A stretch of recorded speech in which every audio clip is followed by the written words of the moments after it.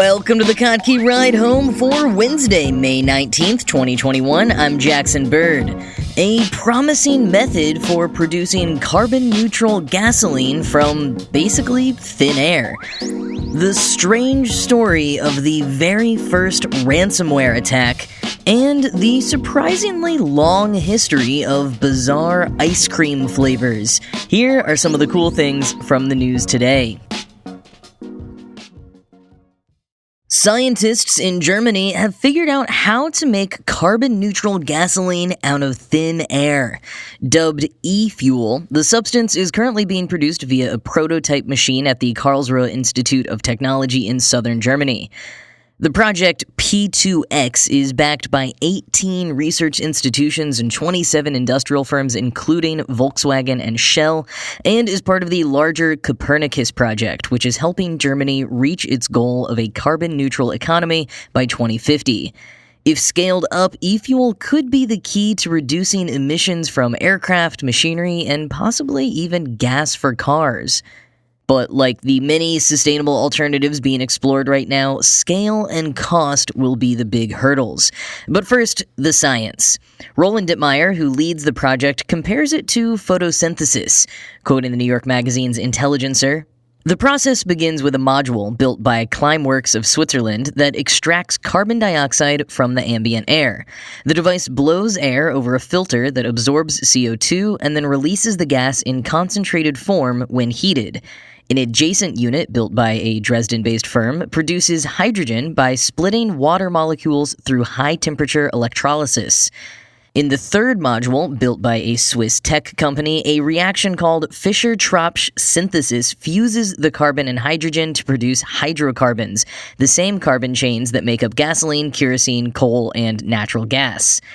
The science behind each step has been understood for decades. What's new is the fusion of the processes into a compact, efficient system. Fischer-Tropsch has been known for 100 years, says Michael Klump, a postdoc at Karlsruhe. It's putting the steps together that's hard. The heat produced by the synthesis reaction, for example, is repurposed to optimize the temperature for electrolysis. The hydrocarbon fuels in use today are extracted from the earth. When they're burned, they release carbon dioxide that drives climate change. What's coming out of the tap in Karlsruhe is different. So long as the energy used to make it comes from renewable sources, this synthetic hydrocarbon mix, or e-fuel, is carbon neutral when burned. And if the hydrocarbons are turned into materials like plastic, the end product is carbon negative." End quote. Right now, P2X uses 10 kilowatts of electrical power to produce 7 liters of fuel a day, but the plan is to keep making it more and more efficient, with plans underway for a lab that next year would use 200 kilowatts to produce 200 liters of fuel a day, and by 2025, they hope to use a single megawatt to make 1,600 liters of fuel a day. And Dittmeyer is even more ambitious. He wants to see a 100-megawatt plant that could produce 35 to 40,000 tons of fuel a year. Enough, New York Magazine points out, to fuel 3 747 flights a day between JFK and LAX. But doing so won't be cheap. Nikita Pavlenko from the International Council on Clean Transportation estimates that because e-fuel's energy is from freshly generated electricity, it would actually be 4 to 8 times more expensive than fossil fuel. But the hope is that the cost would go down as the technology improves. Klump projects $7 a gallon, about the current cost of gas in Germany. A New York Magazine points out that maybe it doesn't need to become cheap enough for everyday car owners. Maybe its real potential is in commercial aviation. For a sector that's responsible for 2 to 3% of greenhouse gas emissions worldwide, and which has accordingly pledged to cut those emissions in half by 2050, aviation has struggled to find a viable alternative. Biofuels may never be able to keep up with the demand, and experiments powering planes with batteries have thus far not been up to snuff, in large part due to the outsized payload of batteries strong enough to power an aircraft. So maybe e-fuel is the answer. Quoting again, "Jet fuel made from air and clean electricity would suffer neither of these problems. Production would be scalable without limit, and problems with energy density would vanish. What's more, aircraft manufacturers would avoid spending decades pursuing regulatory approval for new propulsion systems. Running on e-fuel, the engine technology of today could continue to power the airliners of tomorrow." End quote. Some remain skeptical, however, mostly again due to cost. E-fuel would require heavy subsidies, at least to get started, so officials may prefer to pick a cheaper alternative. And if a viable one exists, that's great, but at some point we really are going to have to make some drastic changes and investments to have any hope of meeting our climate goals.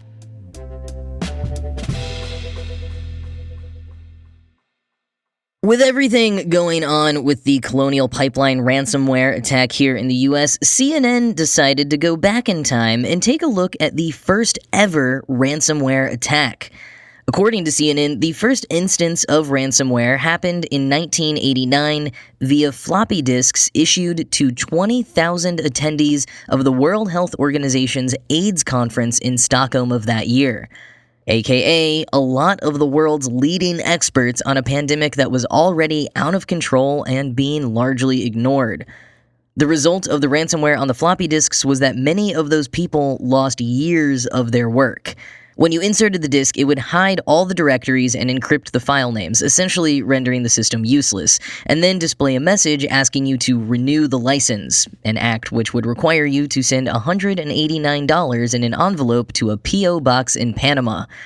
CNN notes that they're not sure how many, if any, people sent the money in, but they did track down one guy who helped fix the crisis.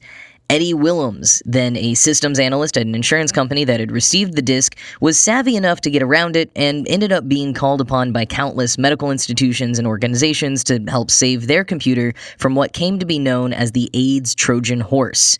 Willems himself, who still has the original floppy disk, went on to become a computer security expert and now works for G-Data, the creators of the world's first antivirus software in 1988. The incident made headlines around the world, in part because it was something that indeed affected major institutions all around the world, but also because it was the first time that most people had ever heard of or even imagined what CNN calls digital extortion. That said, those who already trafficked in computer viruses and security weren't impressed. Reporting on the case in a 1990 issue of Virus Bulletin, the publication called the ransomware sloppy. Contributor and editorial advisor to Virus Bulletin, programmer Jim Bates, led the creation of a removal program called AIDS Out, which helped recover many of the encrypted files thought to be lost.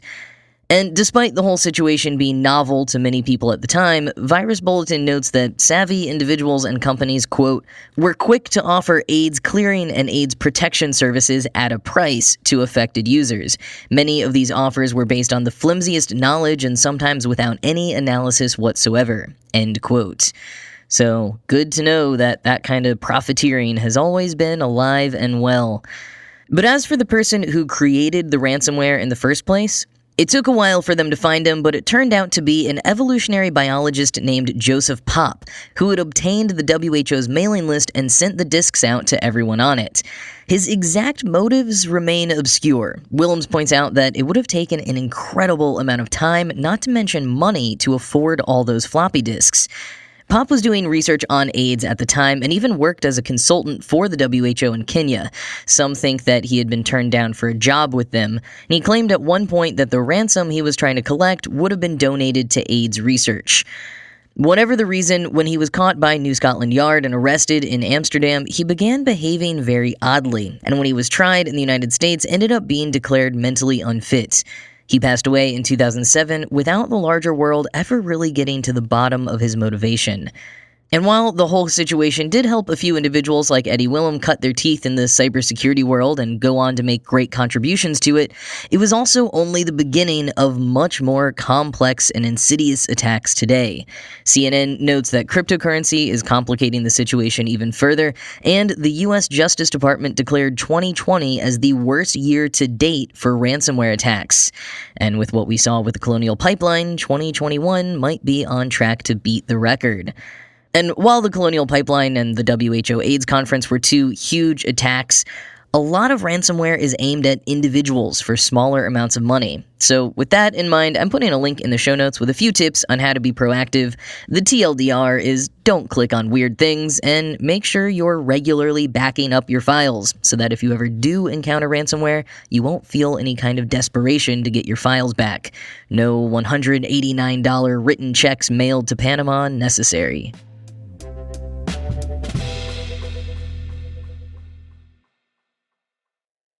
All the trendiest ice cream shops these days seem to be just as identifiable by their Instagrammable interiors as they are by their exceptionally inventive flavors. Chalkboard menus and social media stories hype up their flavors of the day, which seem to have been concocted by a mad scientist in the back room pouring test tubes into a vat of ice cream. You could say Cold Stone Creamery's wide array of toppings cheerfully chopped into a scoop of vanilla on a frozen slab opened the door for the bizarre flavors integrated into the ice cream itself that we see today. But according to food history writer Jerry Quinzio, flavors like saffron and rose petal weren't invented by hip Brooklynites of the past decade, but rather staples of ice cream dishes from the very beginning. Writing in an early volume of the journal Gastronomica, Quinzio shares that ice cream first really hit the scene in the late 17th and early 18th centuries. And at the time, recipe books were primarily concerned with instructing on how to keep the ice cream frozen. Flavors were secondary, and often written off as do whatever you want. And whatever you want, in practice, usually meant riffing on existing desserts like creams and custards, using all the same flavor profiles and many of the same ingredients. Things like chestnut, saffron, currants, tea, and lots of flowers. Quoting JSTOR Daily, jasmine, violets, elderflower, and roses were all common. Orange in all kinds of forms also featured prominently. Cooks used orange flower water and candied orange flowers, as well as juice, pulp, and peel of the fruit. Some recipes called specifically for peel from bergamot oranges or pulp from Seville. Others used orange flower water as the base for an ice cream that included pistachio, walnut, or nougat. It was the vanilla of its day, Quinzio writes, end quote. You might also mix in rye bread, macaroons, or other cookies as you would with a custard, and at least in a 1768 cookbook from an M. Emmy, the first one focused solely on ice cream, recipes could be savory too, incorporating Parmesan, Gruyere, coriander, and even truffles, like the fungi kind. Others suggested artichoke, cayenne, foie gras, and a whale secretion called ambergris. According to Quinzio, one Italian cook said there was no vegetable that couldn't be turned into an ice worthy of that name, which many apparently took as a challenge. Various vegetable ice creams, like cucumber, might be served with the meat or fish courses. And while one 19th century culinary entrepreneur sounds like she should be retroactively arrested for crimes against ice cream, with her recipes for ice cream made of apples, onions, coconut, curry powder, whipped aspic, and garnished with prawns, not to mention her ice cream duck mold that calls for a glass eye to give it a realistic appearance, others of these entree side dish ice creams actually don't sound too bad. Quoting Quinzio, Mrs. Sarah Rohrer served mint sherbet with lamb or mutton and apple ice with roasted duck, goose, or pork. She made a spicy, Bloody Mary-like tomato sorbet and recommended serving it in punch glasses at dinner as an accompaniment to roasted beef or venison, end quote. And Quinzio notes that some of those sorbets even included, shock and awe, jam and sugar. And to be fair, there were certainly ice creams being made that sound a bit more normal to our modern ears, ones flavored with coffee, pineapple, and again, lots of orange. But vanilla was not too common. Quinzio notes that vanilla was not an overly common export to Europe until the mid-19th century when a method of artificial pollination was devised. I'm quoting again, by the 19th century, Quinzio writes, wealthy British families were doing different weird things with ice creams and ices. At dinner parties, they served them as palate cleansers between courses. These were often molded to look like fish, pineapples, or especially often, asparagus. Cooks might use vanilla ice cream for the stalks with pistachio or Greenwich plum ice cream for the tips, but some really went for realism, parboiling and pounding asparagus tips to make ice cream. End quote. Rich people were really into molded ice cream in the 19th century, it turns out, perhaps paving the way for the extravagant Jell-O molds of the 20th. But what do you think? Will you start serving vegetable ice cream with your meat dish? If the hipster ice cream place downtown starts offering an artichoke flavor, will you try it? I mean, I'm not gonna lie, with the weather heating up already, I don't think I'd be entirely opposed to all of my meals being translated into ice cream form, if only to keep cool.